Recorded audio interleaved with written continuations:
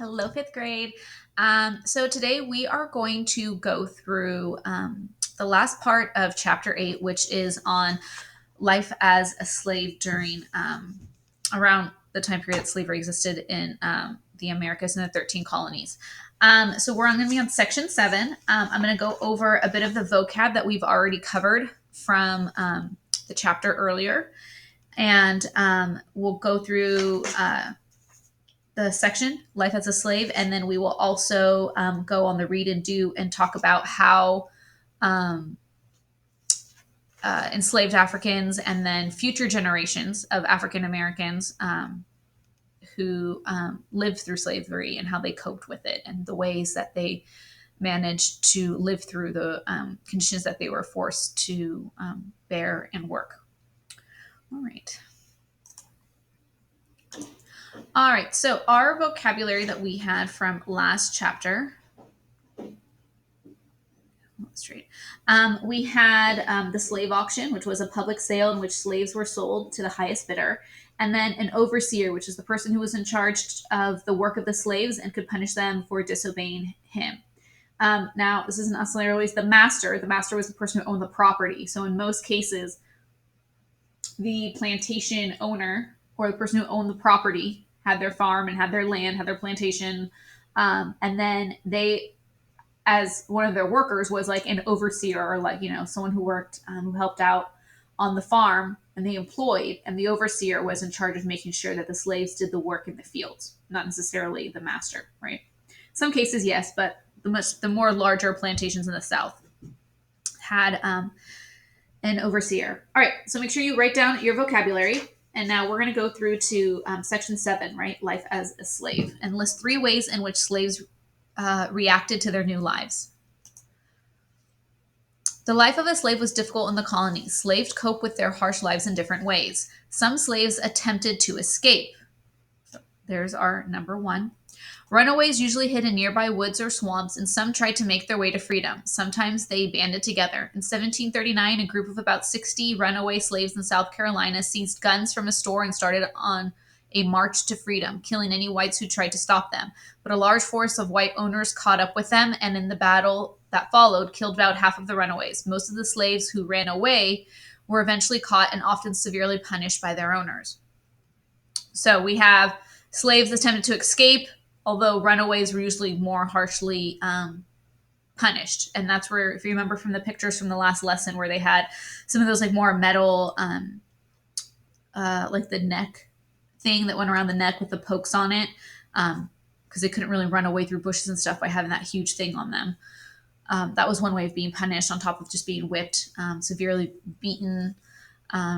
Some cases they were just punished and they would be hanged as well for their crimes, although they wouldn't really always do that just because that was their labor, so they did need them. Slaves resisted their new lives in other ways too. One way was to pretend not to understand what they were being told to do, right? So that's one way, right? To pretend not to know what they were doing. Another way was to pretend to be sick to do, or too sick or hurt to work. Slaves sometimes broke tools to set buildings on fires. A few slaves killed themselves. Some slaves believed that when they died, their spirits would return home to West Africa. Other slaves chose to work hard and do what they were told to avoid punishments or win their master's favor. They hoped that the owners would make them house servants or skilled workers, which were treated better than the ones in the field, because they were seen by other people like their guests and stuff. Also, they were probably dressed more better than the rags of those that worked in the fields. In an owner's home, slaves had a somewhat easier life. They worked as cooks, gardeners, coachmen, and personal servants. They ate the leftovers from the master's table and wore better clothing than other slaves. Some slaves were taught skills like carpentry and blacksmithing. They might even earn extra wages for work done on Sundays and holidays. Some hoped to save enough money to buy their freedom, but many few slaves accomplished this goal. All right. And all right, so let's go to our thing in 3 ways in which slaves reacted to their new lives. So the first one we have is they attempted to escape. And obviously it says 3 ways. I'll be listing all the ways mentioned. All right, so the reasons we have here are slaves attempted escape. There was resistance. So They pretend not to understand. Not understand directions. Make that a little more clear. They would fake illness or injury. They would break equipment, or they would just do the work, right, to win favor, avoid punishment, or get a role in the home. Now, the next section that we're going to read about talks about how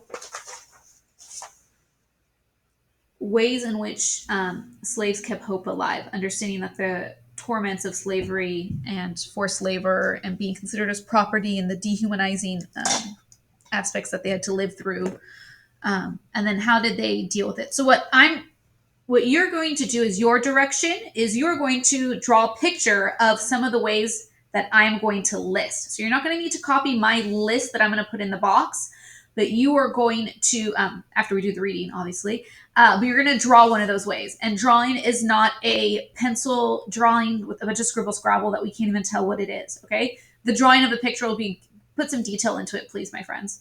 And then you're going to explain what are they doing in the drawing. So more details of the item you picked, of how they were able to live their lives, and details about why that was important, and then how the slave owners might respond to this activity. Okay, let's go through the reading. We're not going to read the summary. I already went through the summary. All right, how slaves kept hope alive. Slavery is what has to become the United States, or slavery and what was to become the United States began soon after the first Europeans arrived around the 1500s and continued until the 1800s. During that time, slaves wanted to keep alive memories of their proud past. They used these memories to build a new culture. How did memories and culture help them survive?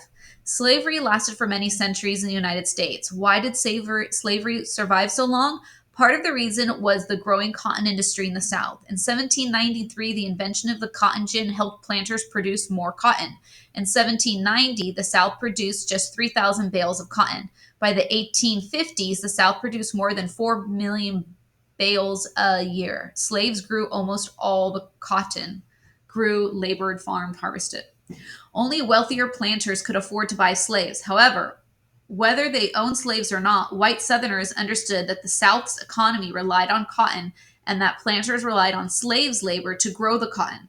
As the demand for slaves rose, so did the price for slaves because they're not paying for the labor. So therefore, all the money they're making from their crops is just going straight into their pockets.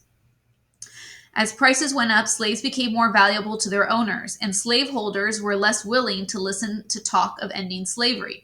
In their eyes, freeing their slaves could only mean one thing: utter financial ruin. As slavery continued in the United States, slaves struggled to keep hope alive. Many men and women trapped in slavery relied on their customs from Africa and created new customs to cope with their hardships. Slaves wove songs, prayer, and storytelling into their way of life. And building a new culture, it's important to keep in mind that for the first, slavery lasted over, they say about 300 years, but it's about 290 years or 250 years of slavery from when the first slaves arrived into the colonies, the Americas, and then to when, or North America, to when you have the Emancipation Proclamation and the 13th Amendment, which was the constitutional law. And once it was in the constitutional law, the slave states in the South could no longer have laws in their books because it went against the Constitution for this for owning slaves.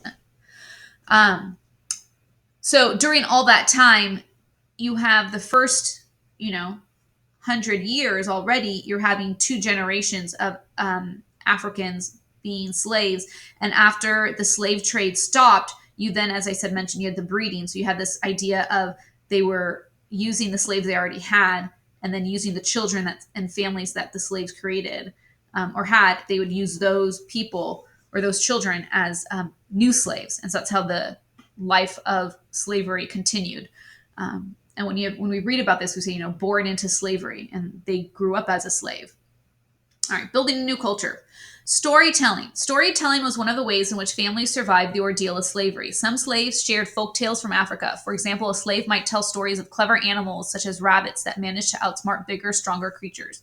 Other stories might warn of how dangerous and cruel threatening beasts could be. Through such stories, children learned that as slaves, they were like small creatures that needed to use their wits to survive. Storytelling could also be a time for a family to relax together. A slave's day was filled with difficult labor. Adults got up before sunrise to work long hours and their tasks. And children had jobs too. Gathering to share stories was one way that enslaved people could build family ties. Such ties could be broken by an owner at any time, helped make life bearable. Slaves toiled all week, but some slaves were given time off on Saturday night and Sunday. On Saturday nights, some slaves held social events that they combined with work. Together, they would gather and partake in corn husking, sing songs, and tell stories.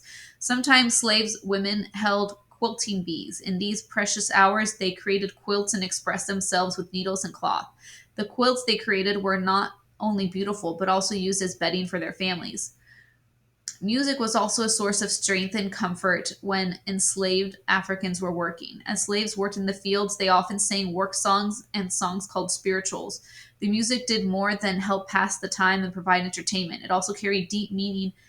Many slave songs told of freedom in a way that did not threaten white slaveholders. The plantation owners usually permitted the songs because the lyrics told Bible stories, and the slaves worked quicker when singing. Some songs carried secret messages. For example, a song might serve as a signal to a slave that an escape was planned for the night. Songs might also give instruction about how to run away and reach freedom. For example, Follow the Drinking Gourd is a song about a group of stars called the Big Dipper, which contains the North Star. Therefore, by following the Drinking Gorge or the Big Dipper, slaves would know that they were traveling north towards freedom. This increased their chances of escaping to places like Canada that outlawed trading slaves by the 1800s. For slaves, a preacher's message at religious services could also be a source of strength and hope. Slaves who were also preachers communicated the life was challenging, but that God had something better in store. God would deliver them from bondage and they would be free, for there would be no slaves or owners in heaven. Often slaves shouted out in joy at such promises while swaying and dancing to the rhythm of the sermon. They all sang while clapping, jumping, and moving about. Worship services were a community event, and the promise of freedom gave them hope that helped them survive. Enslaved Africans learned about the Christian religion from their white owners, but the slaves did not give up their African traditions. Instead, they combined the old practices with those of Christianity to make something new. The religion of the slaves was jubilant, full of song and dance. Slaves also kept other traditions from Africa, such as the use of herbs, spells, and charms. Slave owners had mixed feelings about the slaves' religion. Some believed that Christianity would make the slaves more willing to obey their masters, but others could see that the ways the slaves worshipped were different from their own. They did not appreciate the African traditions slaves followed, so the slave owners tried to alter these rituals or stop them. Some slave owners feared the strength their slaves gained from religion and from the songs and stories the slaves shared. Perhaps the slave owners realized that the spirit of such people could not be defeated.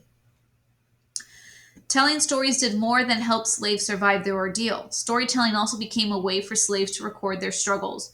Stories were often spoken aloud because most slaves could not read or write. Some slaves who were fortunate enough to learn to read and write wrote books to tell their stories. Frederick Douglass is one example of a slave who could read and write. After he escaped to freedom in the North, Douglass published Narrative of the Life of Frederick Douglass, an American Slave.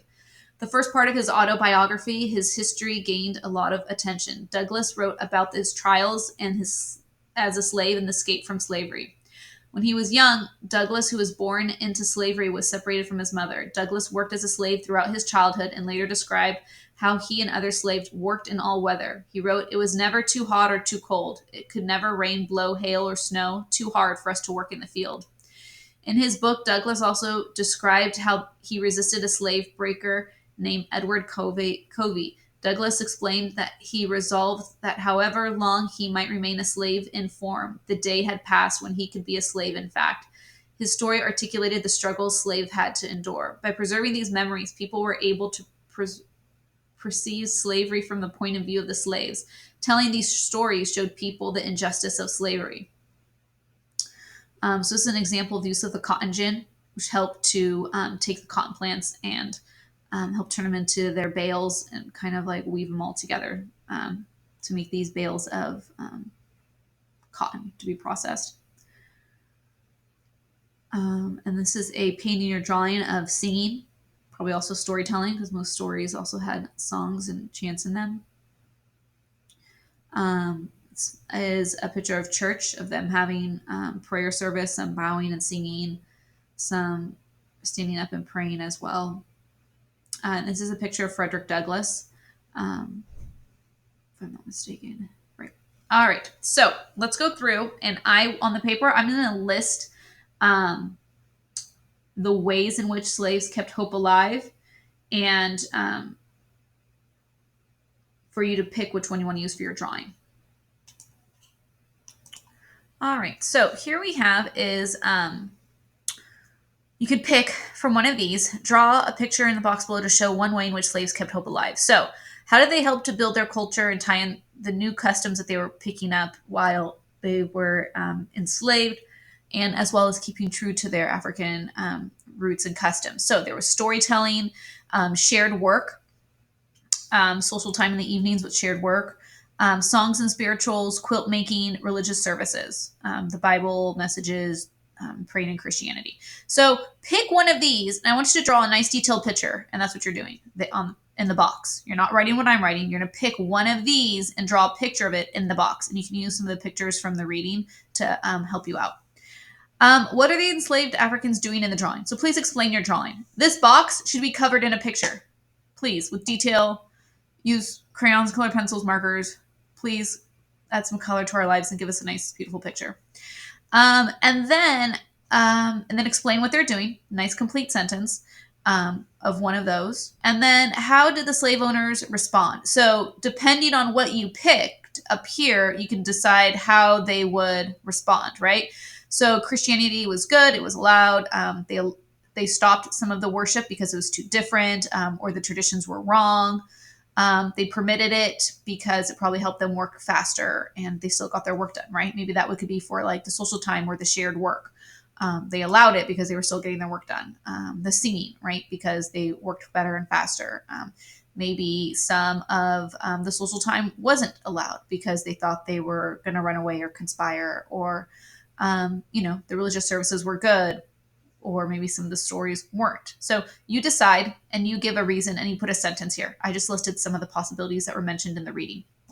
All right, we're going to do an activity considering, even though we're done with this packet, we're not necessarily done with this chapter. I kind of want to tie it all into, currently, how do we see, historically, the implications of the hundreds of years of slavery in America, and the impact it had in future times. All right, enjoy your day, fifth grade.